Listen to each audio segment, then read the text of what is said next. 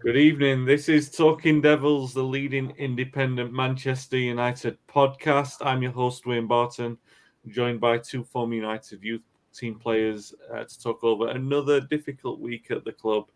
If you're watching on YouTube, if you can subscribe and like and get your questions and comments in. And if you're watching on the replay, you can comment as well. We still reply to the comments we get. And if you're listening back on the audio podcast, if you can subscribe and leave a positive review on the platform you're listening on. If you're watching on Twitter, X, as Elon has decided to rebrand it. I can't get your questions on there, but I hope you enjoy watching. If you want to join in the conversation, come onto YouTube and drop a like and a comment in the question box, and we will be happy to talk about your point of view. Joined by Lee Lawrence and Phil Marsh. Phil, I'll come to you first. How are you doing, mate? Yeah, all good. Thanks, Wayne. Everything, obviously, apart from Man United, is good. Just on me half-term holiday, so just recharging the batteries a little bit this week. Weather's been a little bit grim, so not really been doing much. Just having a bit of a chill out and looking forward to getting back into it next week and hopefully United can turn the corner, but I'm not very optimistic, and I've said that a lot this year, but I really am not optimistic with what I've seen in the last couple of games. I'm sorry to say I'm sort of not going to be very positive today because I'm fed up and I'm annoyed at what I'm seeing by some of the players. Yeah, I liked he said like everything's good apart from United. Like, well, unfortunately, this is the place where misery comes to live. Unfortunately, in this podcast, Lee, how are you doing? You all right? I'm okay myself, mate. But Wayne, it's going to be one of them podcasts again, isn't it, mate? It's going to be one of them. As you well know, I've seen you today, pal. Outside of the podcast, everything's fine with me and work wise and everything, mate. Obviously, just a little bit on the miserable side with the football things. If things carry on the way they do, I'm sure me and Phil will start supporting Macclesfield Town with a few of our ex-players and mates going over there and coaches. But no, on a serious note, and I'm sure we're gonna go over quite a few pointers in this podcast tonight. There's a lot of changes needs to happen, not just on the pitch, but surely off the pitch, which is now becoming mightily evident, if I'm being honest. Yeah, good point you make about Mike. Actually, start off talking about that because I know Sammy McElroy very well. It's been a difficult time down there at Macclesfield. Not the easiest club to live at by all accounts, with Robbie Savage there. I'm not going to say anything that Sammy said, but it's challenging times down at Macclesfield, and there's a heavy former United contingent that's gone down there.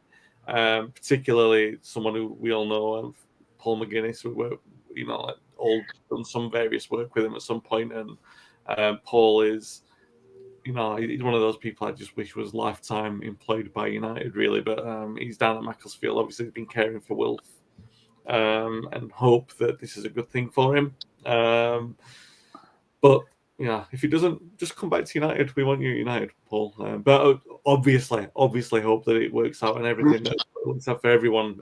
Those former United lads who are down there. I think Danny Simpson's joining there, isn't he, as well? I saw today. So, good luck to them all. Robbie Norman, how are you doing, mate? I don't know why I give you your full name there, Robbie, but Robbie Norman, indeed. Good to see you, gents. Hope you're well, he says. Hope you're doing well as well on this Friday night, Robbie. Okay. Right, we are all laughing and joking about something, but that's, like you're having a bit of a laugh and smile about something, but what can you do when you're faced with what we've seen over the last week? Extremely difficult, and to be honest, I'm off for a couple of weeks after this. I'm going to be glad for a 3 week sort of respite from talking about United, not because I don't like talking to you guys about it, but I think we have these conversations and we talk about something in the aspects of wanting to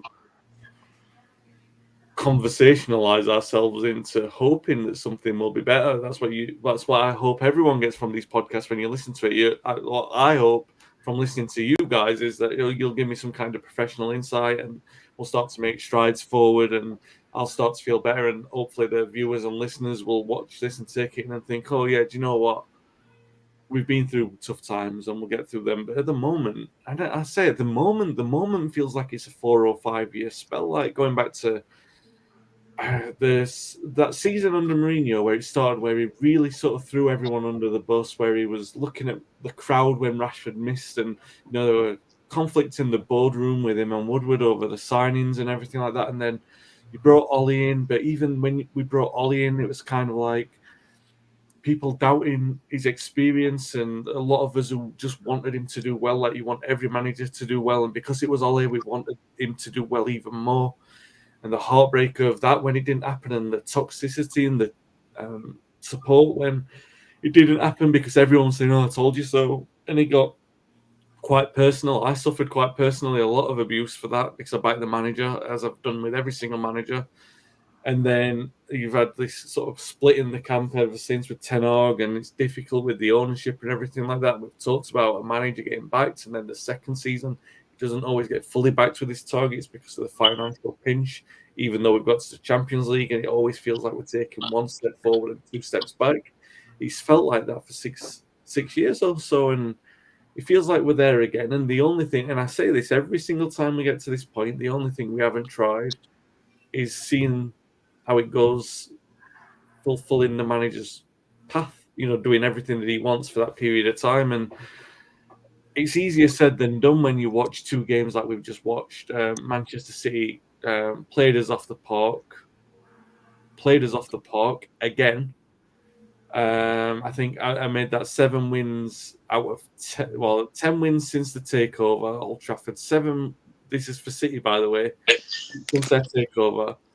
10 wins, and 7 of those wins by 2 or more goals. And then obviously the Newcastle defeat. And look, United once lost the League Cup tie to York City 3-0 at Old Trafford. But it felt very different to what it felt like on Wednesday. And normally you would say, do you know what, a League Cup game, there's not that much to sort of take from it. But it seems like there was a lot to take from it because there was a lot riding on it. United can't afford to sort of throw away cup competitions. I'm not saying they did, but that was a team low on confidence, and they got absolutely mullered by Newcastle. I'm not going to ask you to talk about both of those games individually, guys, but you can talk about either as much as you want to. Obviously, with a focus on Newcastle, because that was the most recent one. So, Phil, I'll come to you first. After a week like that, and you and I were on the podcast last week, and I don't think we were very optimistic about it, but it's gone as bad as it possibly could have done. Yeah, it was a shocking nightmare. I think there wasn't any positives really to take from that. Some of the players that came in who would have been looking to sort of take that opportunity and maybe give the manager some headache with his team selection moving forward. Don't really think anyone did that. And then the players who were coming back, Casemiro, he's obviously injured again now, but he looked well off the pace. And it was just an awful performance, Wayne, if I'm honest. I don't think there was, especially the first half, I think, we couldn't string any passes together. We didn't look like we had any cutting edge. We was leaky at the back. Newcastle was on the front foot and looked more lively and looked like they wanted it more, which was a massive part of it for me. I think, on a cup tie, when there is changes, the quality may dip, but you've still got to have that hunger and desire to try and get a result. And Newcastle was far better from 1 to 11 all over the pitch, which is disappointing. But again, I wasn't really sort of, expecting anything less with these players. They've shown time and time again that, they're not up for a fight and they're not up for a battle and they're not willing to, put a performance in on a consistent basis. It's one good performance here and then you can have a couple of days off, couple of games off, and that's not good enough at any level of football. So, you're sort of scratching your head, and the manager, I mean, I feel sorry for him in a way because he must be looking at that squad now and looking at that team, and there's not anybody that's jumping off the page that's screaming out to me he should be, nailed on to start, because nobody, and I mean nobody, not one player has warranted that in the sort of performances we've seen, especially of late, but overall, really all season we've been second best in a lot of the games, even the lesser teams. We haven't dominated possession or created a lot of chances. We've just sort of got away with it, or we've nicked the goal, or we've had a little moment of brilliance that's got us over the line. And I think now it's coming to fruition that, when we are playing these better teams, the City and Newcastle game being a prime example, we're sort of, the barometer's there for everyone to see. We're miles below where we need to be. And I am worried. I think even these next couple of games now, this is probably the most important part of the season in terms of we need a result in the Champions League against Copenhagen. Otherwise, we're out of that. We've got Luton at home. If we don't pick up a result there, then top four, you can wave goodbye to that, and it's going to be a massive marker for us with where we are in this next couple of weeks, because I honestly can't see us qualifying or finishing in the top four or winning a trophy at all, which is a massive step back from last year. Yeah, Lee. Obviously, I mean, God, I don't even know where you begin with either of those games. The first one against City, look, even a full strength United team could struggle against Manchester City. We accept that because we're a long way off that at the moment. So a defence with Maguire and Evans is likely to concede goals against Erling Haaland. That is going to happen. Disappointing that City have been relatively poor this season and they looked very commanding against us. But, again, not surprising. Not surprising that Newcastle beat us. Surprising, though, that they had players out themselves and were so dominant.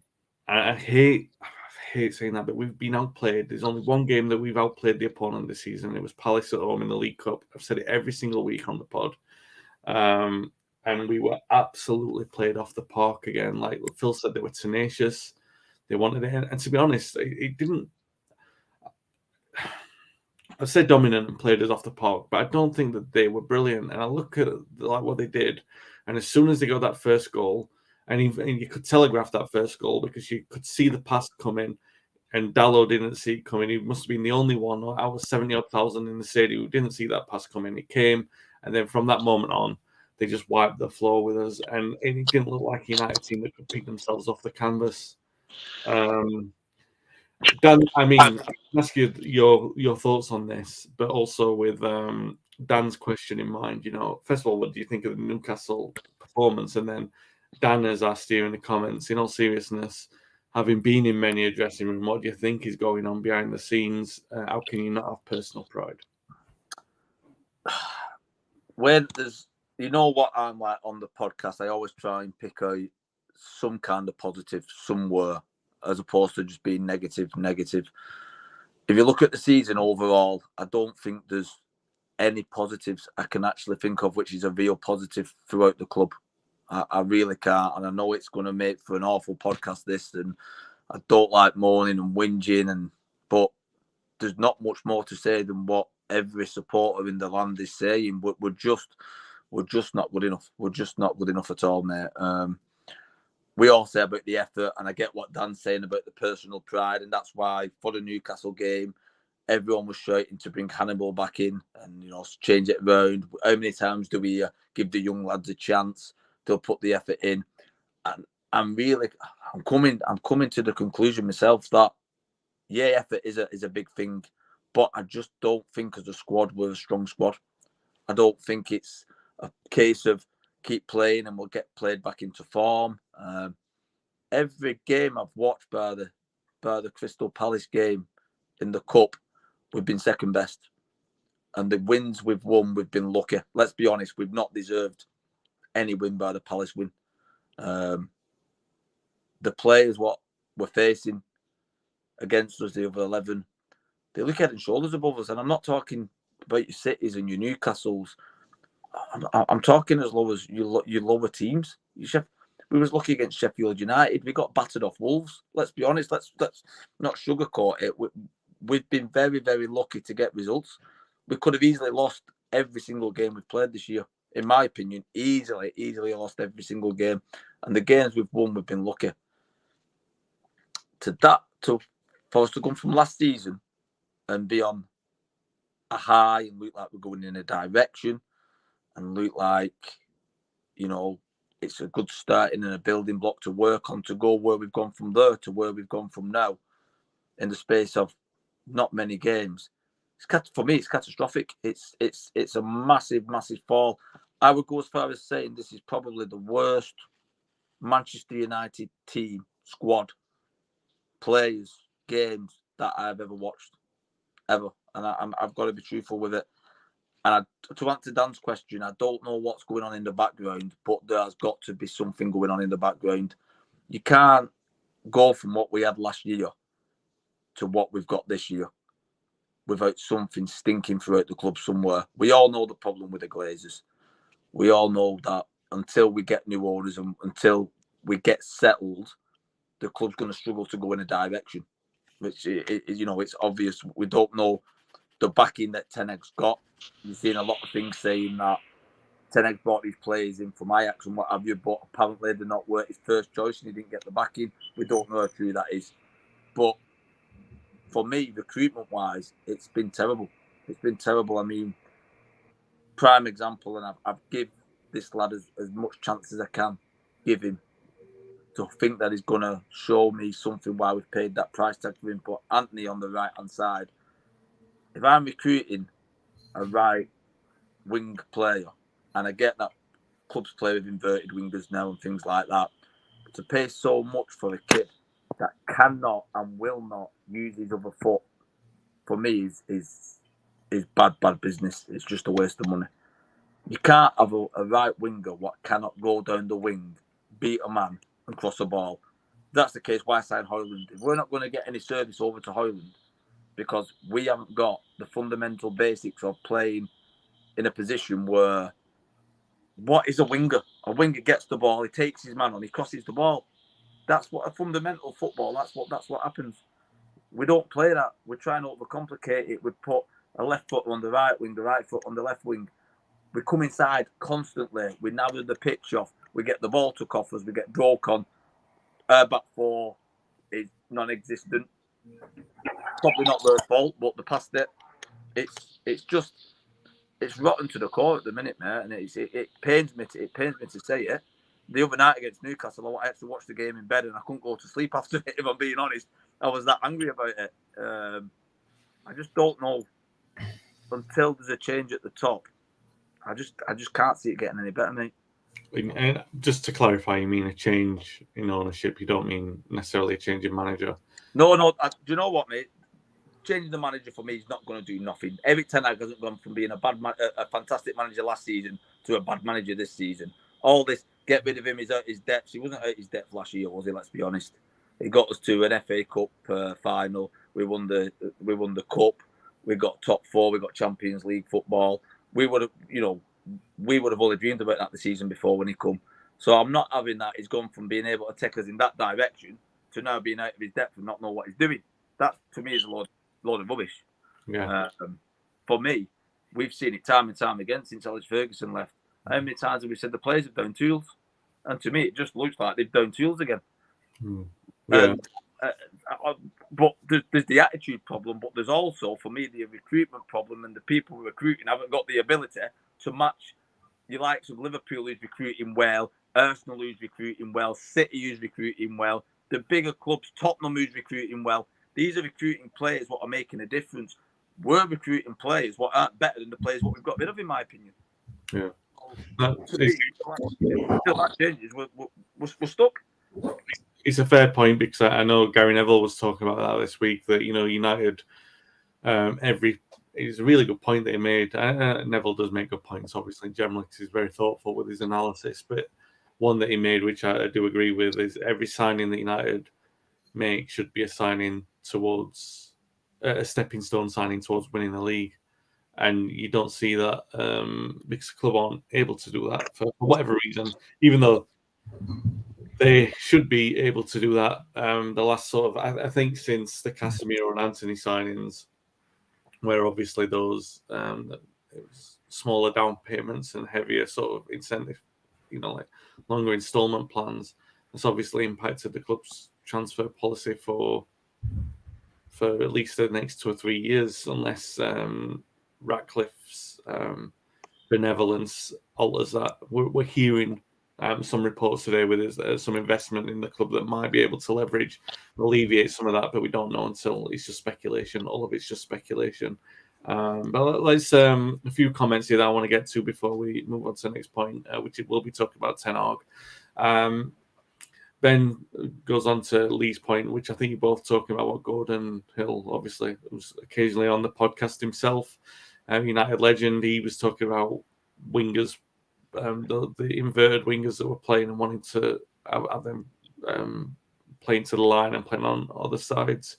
So, any chance that we can turn the clock back and ask for our wingers to stay wide, take on the full back and the byline and cross into the box? Appreciate it's a radical thought. Andy Gillespie, evening Andy, hope you're doing well, mate. He agrees with Phil's earlier point that players don't have the mentality to turn things around. Bad results under Fergie, and Fergie would scratch out the 1-0s in a back to basics display. I'd be amazed if this lot could do it. Yeah, unfortunately, I think that's a good point. Ben again says if Ratcliffe does get control of the playing stuff, he'll need to address the players and tell them that this is stopping now. It won't be tolerated any longer. Things have changed. Good grief, I didn't realise there are how many comments coming in. Ben again said every manager in recent times ends up like a supply teacher and babysitter. The children don't listen. They know the manager doesn't have the authority and they'll not be told. I think, yeah, that's perhaps an issue that you also have. Because obviously we're not talking about the same players anymore. We're talking about a transitional squad.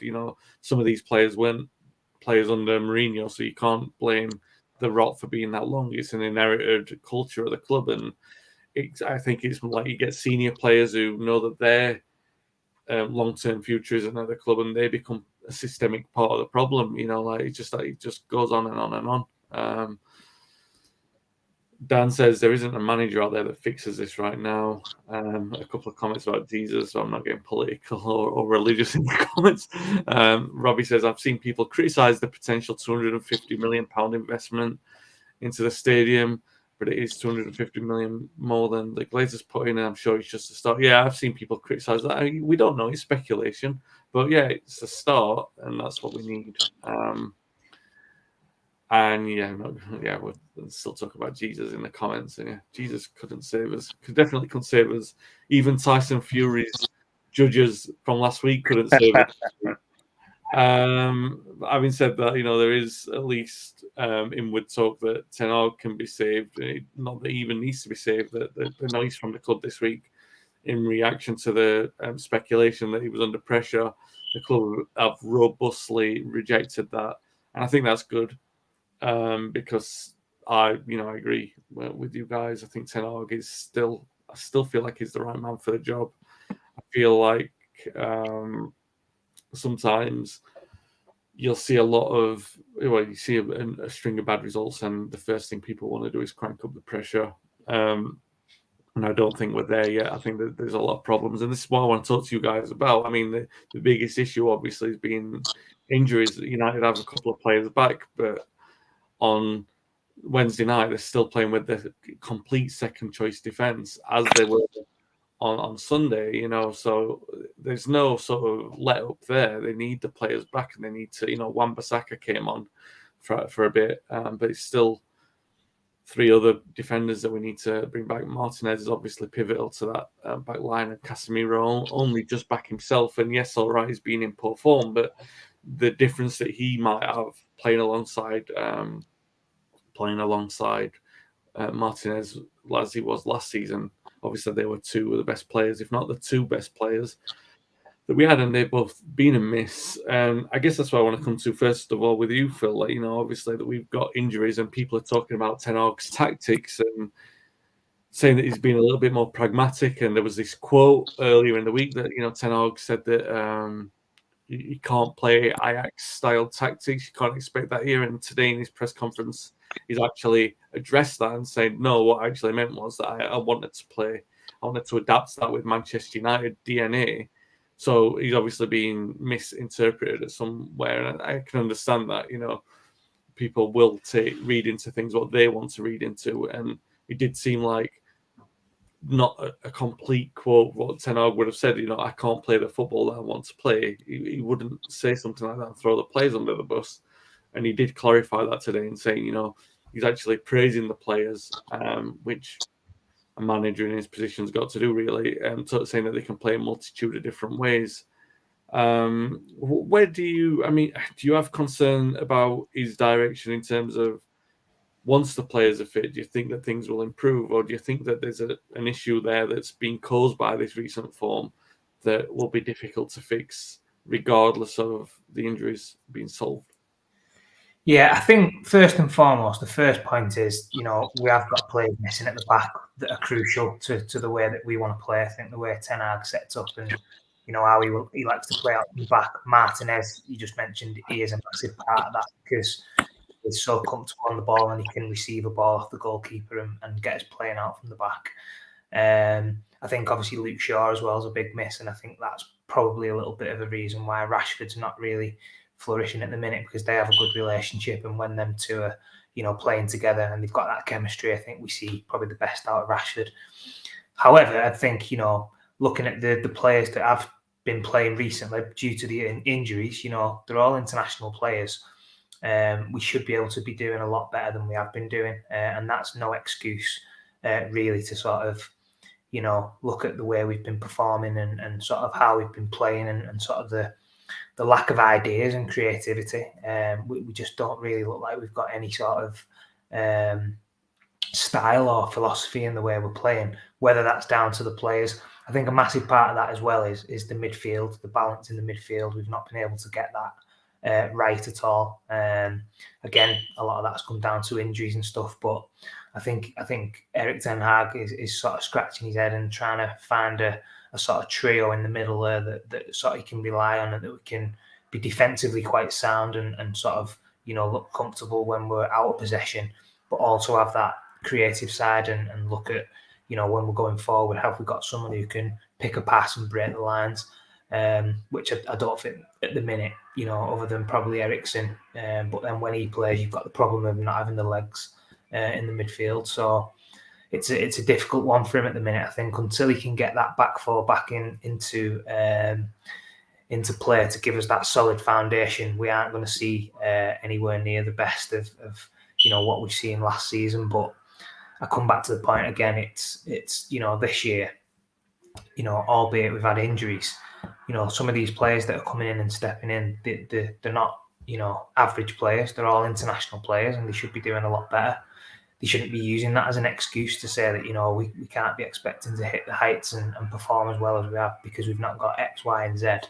For me, no, you look at other teams when they miss players, they bring other players in who are just as good, if not better. And the style of play and the philosophy and the sort of the tempo and the sort of standard remains the same. Whereas, when we do it, we're levels below where we need to be. And, all season really, we've not been hitting anywhere near the heights that we've been expecting from last year. So, we're hopeful that when the injuries do come back, we will start seeing a little bit better. But again, a lot of it comes down to recruitment and players that are coming in who are there to, be called upon when needed. Have been far, far short of, where we need to be. Yeah, Lee, interesting thoughts there from Phil. And you literally, you were talking about backing Ten Hag and that he hasn't gone to become a bad manager overnight. So I guess you've still got some kind of conviction in his tactical strength, regardless of the fact that he's playing the inverted wingers, and you like to see them perhaps be a bit more direct and normal sided on the flanks. You look at the issues this season, with the injuries, and obviously the tactics have been an issue as well in terms of how we've adapted to that. Do you think he could have done better with this? I mean, I look at it and I think maybe the injuries exposed maybe a bit of an older issue that's been lingering around the squad, in that they're not really good at coping with adversity. You get one bad result and then it's like, oh, the season's gone, that kind of thing. And then they just not necessarily throw the towel in, but it's kind of like everything just sort of goes down. You know what I'm trying to say? Like everything just goes away and the confidence goes. And as we all know on this podcast, having followed United and played for United as you have, you two have, that confidence is possibly the hardest thing to get back in football. It's a long journey to recapture that. I guess I'm rambling really, Lee. I'm asking you, Ten Hag, really. Do you feel like he's culpable in this, or do you think that once do you think his tactical approach is generally all right, considering the injuries that we've got?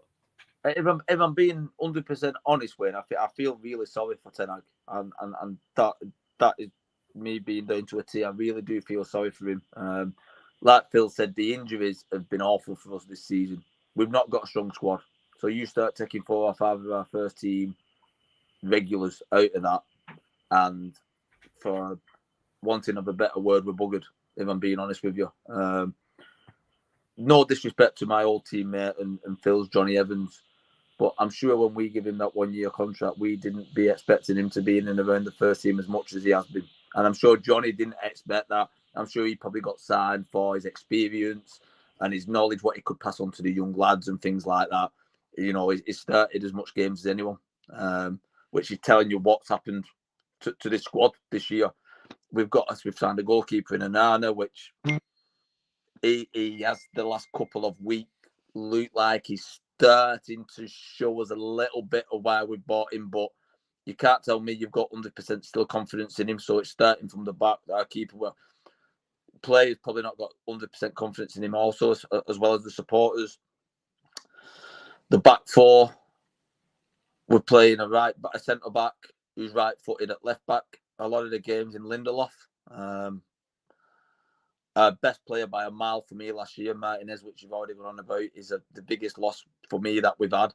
Varane now seems to have he's always got an injury problem, but now he seems to be having a problem with not being picked. That's been mentioned, and whether he's crying off sick, we don't know. So that's showing that there's problems in the camp. We're starting Eriksen, who's a wonderful player, but for me, Eriksen now is a player what we need to come on with 60 minutes to change a game. The injuries have absolutely battered our season for me. Absolutely killed our season. That's why I feel sorry for Ten Hag. It can only deal with what he's got available. Again, for the wing situation, for me, that needs to be addressed and be addressed quickly. I think we had a conversation today, and it sounds madness. It sounds absolutely madness me even saying it. And Dalot for me was he was at fault the other day for the goal. He actually he looked at the lad twice before the ball even got past there. So it's not as though he didn't even look over his shoulder and know the lad weren't there. He knew it still handled back. But I think, like I said to you today, if in our squad now, if we want to put someone on that right wing, he's going to beat a man and he's going to put a ball across. At the minute, the only player I can see, and it's going to be controversial as hell, would be Dalot. I think I'd put Wan-Bissaka at right back and put Dalot at right wing in the next game. And I'm not saying it's the answer to anything, but at least we know we're going to have someone out wide. He's going to run. He's going to try and beat him, and he's going to put a decent ball in. At the minute, on the right, it's non-existent. It's just there's nothing there. Nothing at all. There's not much on the left, don't get me wrong. But on the right-hand side at the minute, there's just nothing there to feed off. So tactically, I think he's getting that a little bit wrong. But with the cards he's being dealt, mate, there's not a great deal for me more he can do. Yeah, it's tough. I mean, even Garnacho, he looked maybe. This is the problem with having a big squad like United have got, stockpiled in some areas. We were on the left side all last season. It seemed like we had an embarrassment of good players there in terms of Rashford, Garnacho, Shaw, Malacia, and it was all each other on. This season, right? I know there's a bit of interference with my mic here. I don't know what's going on there. I'm just trying to make sure that the audio's right. We had an embarrassment of riches on that side, and now we it's an embarrassment at the moment, unfortunately. Just a plain embarrassment. Before we talk about Fulham, I'm noticing the number of guys in the chat tonight were regular viewers and listeners. I'm talking about Ben and Dan and Robbie, who are here like almost every week. And, we do have a couple, another Ben who comes in on the podcast, he listens back if he's not watching live, and we do have a couple of other guys who tend to watch us on Mondays as well. Obviously it's a tough time at the moment. I do talk to all of these guys as well off the podcast, and this is just more of a mental health thing. Just it's good to of all these guys checking in and talking and spending a little bit of our Friday nights together and having a chat, and just getting something off our chest to talk about United. So feel free to continue to do that, even off the pod. We're always on Twitter conversing as well, so it's good. And I really appreciate all you guys, and I'm sure that feeling's mutual among us all. We're all good lads. Anyway, Fulham. Okay, so now we're talking in the length of Champions League qualification looks like it's a distant hope. The objective is getting a team and a team spirit. Ten Hag's got to deal with that. Lee, I'll come to you first with this.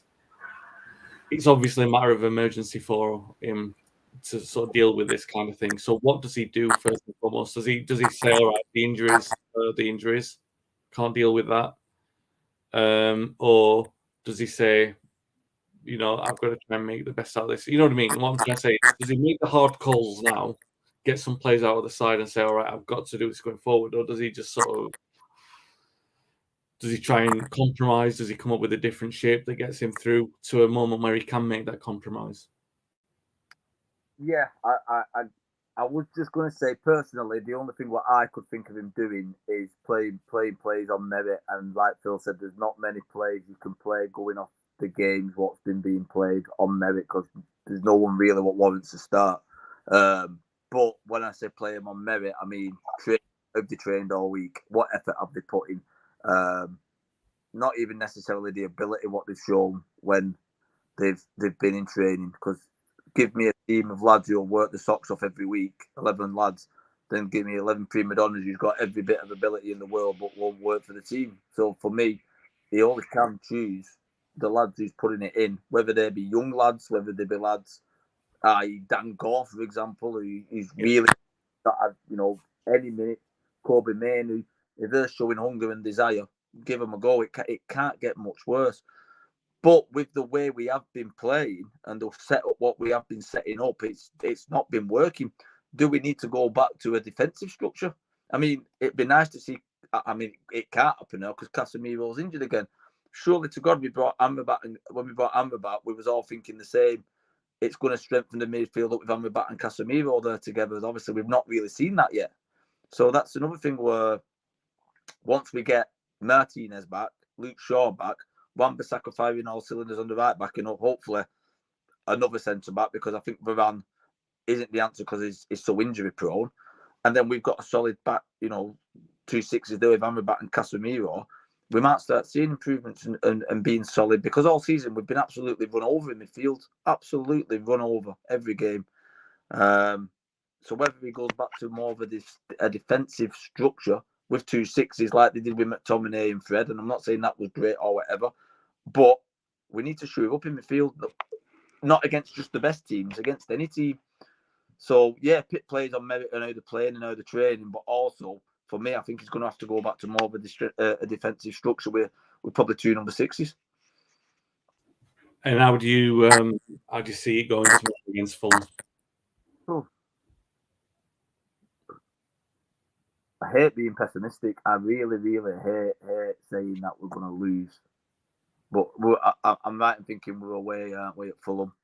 We're not in good form. Fulham's going to smell blood. I just don't think we've got the ability and what's available. I know this sounds stupid, but it being Man United versus Fulham, I don't know whether we've got the ability, what we've got available, and the attitude to win the game. I'll be deadly honest. I don't want to ever go against saying that they're gonna get beat, but I'll go for a draw, mate. I'll go for. And I don't know how disappointed I'd be if we get a draw, if I'm being honest. And again, that sounds ridiculous, but away at Fulham, if we get a draw, this is how I'm feeling at the moment. It's not the end of the world for us, because it could be a whole lot worse with what we've seen up to now, if that makes sense. Yeah, it's tells you the pessimistic mood. And the Dan 2-0 Fulham because well, we had that. Someone was saying that on the Monday morning podcast. There was some pessimism on that one as well, and they were right, unfortunately. Yeah. Wayne, it's my prediction, so I'm using the reverse psychology. I genuinely do. You have no idea. Every match day, he gets told off for it, and I'll tell him in person. I don't like him doing it, but I'm here for the reverse psychology. That's fine. You won't get any telling off for that. In moderation, obviously, in moderation. Too much of it, Dan, and won't be enough rope to save you. I'll be angry with you that way as well. Yeah, Phil, it's a tough one for the manager at this moment in time because you look at it and you look at the table. You say, all right, no title challenge, Champions League. Like emulating what we did last season isn't going to happen if we're all being realistic. And Champions League qualification is very, very a remote possibility. It doesn't look like serious miracles will have to happen in order to make that something that we can do. It's not going to happen, really, if we're being fair. Even though I think that was a fair expectation at the start of the season. So what does he do in this short term? Because you're looking at players like Rashford and Bruno are under a lot of criticism. Both of them were rested for the game the other night. United, they haven't been playing well with them. They didn't play well without them. I was one of those people perhaps advocating for a big change in players that we did the other night. We made a few changes, but nothing really positive came out of it. So what does Ten Hag do at this moment in time? Does he go for the big, bolder changes and sort of say, all right, this is the way that I'm going to stick with it. We're not going to get qualified, but I need to show unity in this squad. Or does he just go, look, this is a sort of higgledy-piggledy bunch of players, and I need to get them through this period, and he can't afford to take any more chances with the injury crisis still there. What I mean is the objective now is looking at the bigger picture, aren't we? We're looking at him. How does he better pad his own bed in saying, I'm going to be safe going forward, knowing that, he could make all these changes and we could still suffer big defeats like we did the other night. It's catch-22 for him. So what would you do in that situation? If it was me, if it was my decision, Wayne, I would ring the changes. I think, these players that have been, putting in the performances and the attitude and not really seeming like it's bothering him. I would be making big decisions, and I would. I think, you've got to be ruthless. I think, to be fair, the manager's got to be feeling a bit of pressure as well now. The results, the performances, losing again at Old Trafford, it's not good enough. And if it's me, I'm making 3 or 4 changes against Fulham, and I'm putting in players who I know that I'm going to get, maybe not the technical ability or maybe not as good on the ball, but I know that they're going to come in and put a shift in. And I'm just looking at it from a perspective of, what have I got to lose, really, because performance levels have been nowhere near good enough with the so-called better players. All right, we've got injuries, but, we're still picking players that should be good enough to perform and should be good enough to get us some results. And we've been nowhere near it. So I think if it was me, and I hope he does this, I hope he makes 3 or 4 big changes and drop some of these players who again, we've said this loads of times about, reputations and thinking that they're too good to be dropped, not having that sort of competition at the minute where they feel as though, their place is under threat. I wouldn't be having any of that. And I think the manager's shown that he has got that ruthless streak, and he's done a lot of stuff since he's joined the club, with the Ronaldo situation and stuff like that. So he's definitely got that in him. And for me, that is the way I hope he goes, because, these next couple of games are massive. And if he just carries on playing with the same players who are continuously putting in lackluster performances and doesn't really seem to be doing anything, I think the pressure will intensify and he could be, looking down the barrel, really, if we're not, if we lose in the Champions League against Copenhagen and we lose another couple of games in the Premier League, it's like the season's over by Christmas. Do you know what I mean? And there might be someone looking at that and thinking, that's not good enough. We need to make a change.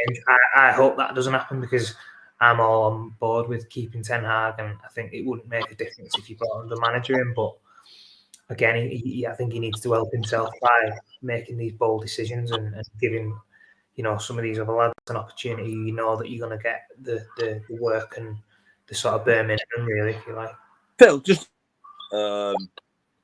when you say you'd make the changes to the squad, and I completely agree with you. Don't get me wrong.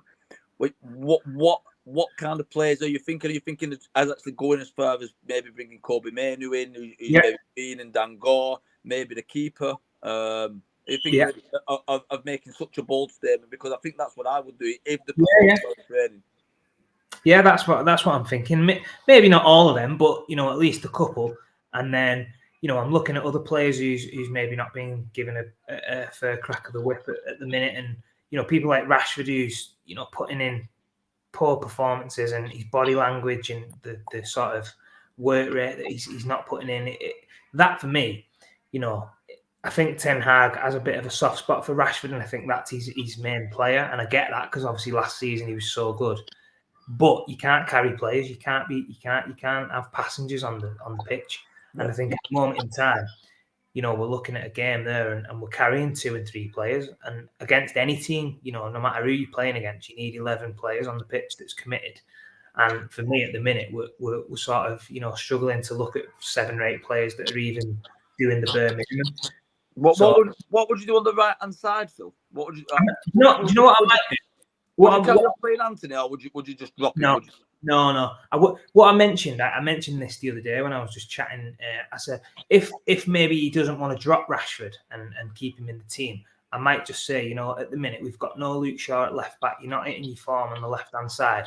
Do me a favour, go on the right hand side, and all I want you to do is just beat your man. Beat him out. That's exactly. Just beat your man, whip the ball in. I'm not bothered about you scoring. I just want you to get past your man, whip a ball in, and then you're playing to Højlund's strengths there, and that possibly could give us a different dimension in the attacking third. And then what would you do on the left? Would you stick probably going at Joe on the left, keep him on the left, and then or would you try Anthony on the left? Well, again, it might be worth swapping them 2 over and just giving him a shout and just say, listen, Anthony's always trying to cut back onto his left foot and come inside and get his shots off. No, I don't want you to do that today. I want you to stay on the left-hand side. I want you to just get past your man and just whip a ball in. Even you don't even have to beat a man sometimes, just get a touch out your feet, deliver. Because at the end of the day, Højlund's come into the club and he must be tearing his hair out thinking, I'm trying to get in the box, I'm trying to get myself into positions, I'm making runs, and nothing's coming in. And even when you do make a run, people are chopping back. And all Højlund can do is shorter feet at the minute in time because they're chopping back in. They can't go over the top because they're narrowing everything up. So all he can do is come to feet. He can't spin. He can't get on in the crosses. This is the criticism I've got of Ten Hag, and it's the only criticism is what he's doing isn't working. So like you say, I mentioned Dalot, but that was in the back of my mind with Rashford. I know he's not necessarily flourished before on the right, but if his instructions is get that ball, get past that man, whip a ball in. He's got a fantastic cross. He's got a great right foot. Yeah, just give it a go. All the thing what bothers me on the left hand side with Anthony is quick for the first 5, 6 paces. After that, I don't think he's got the speed. He doesn't look like he's got the speed, does he? I know. Well, that's why I'm saying though. Sometimes, is again, like we're looking at older wingers back in the day. Beckham, prime example. You don't even need to beat a man. Sometimes you just get a touch out your feet and just whip it in behind the back 4. And we've got players like Højlund who will get into them positions.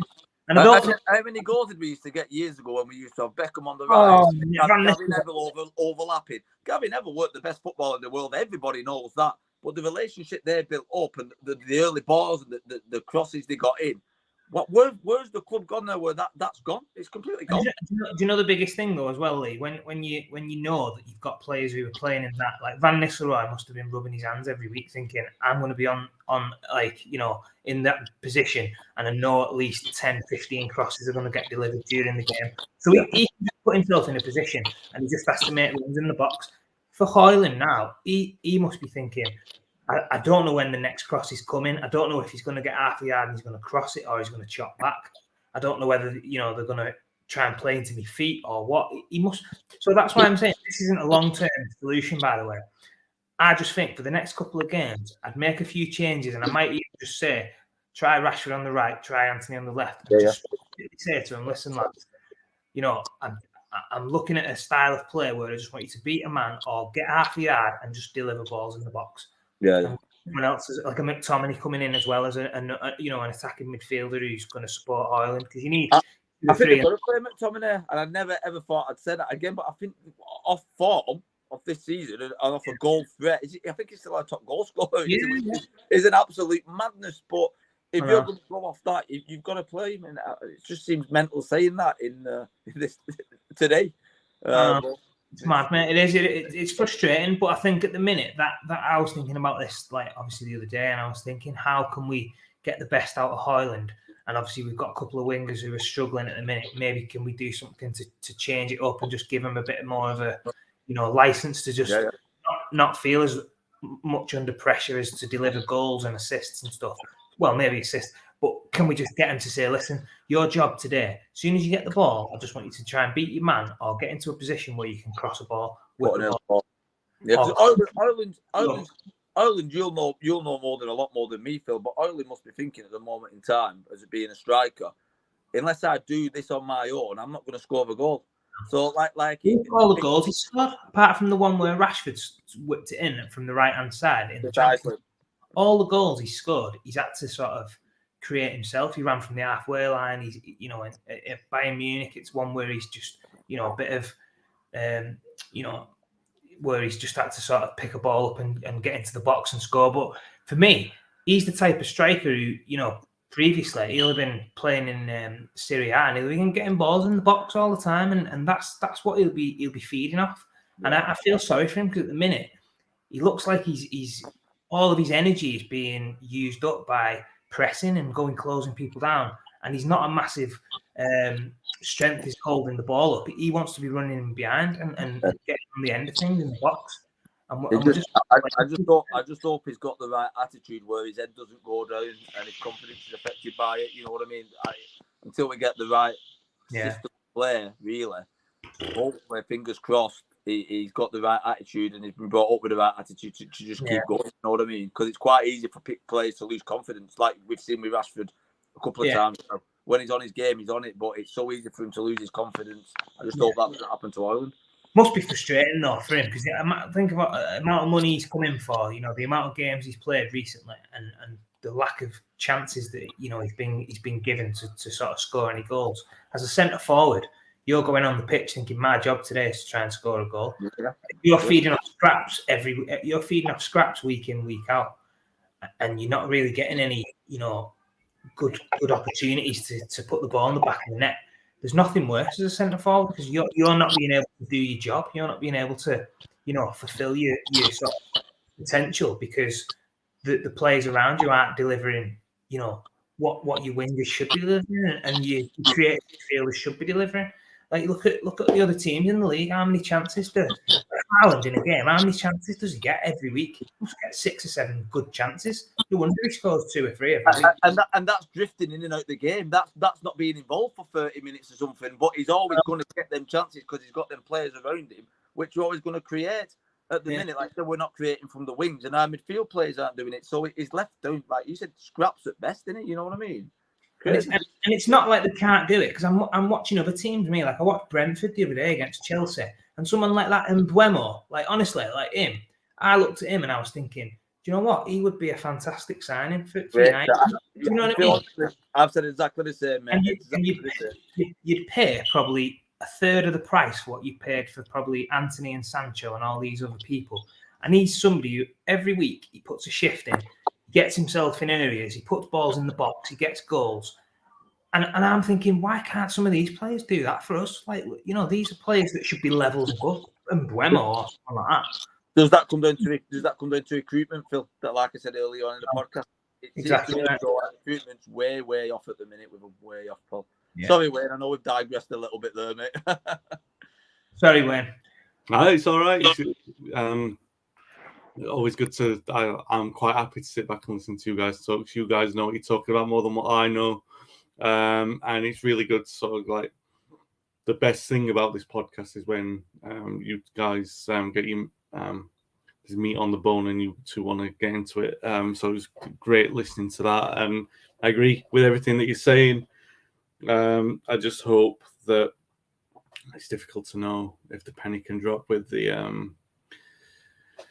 team by lunchtime tomorrow, but let's hope that it can. And if they showed the kind of desire for the club and passion for it that you two do, then we wouldn't have a problem. That's what Dan's saying in the comments there.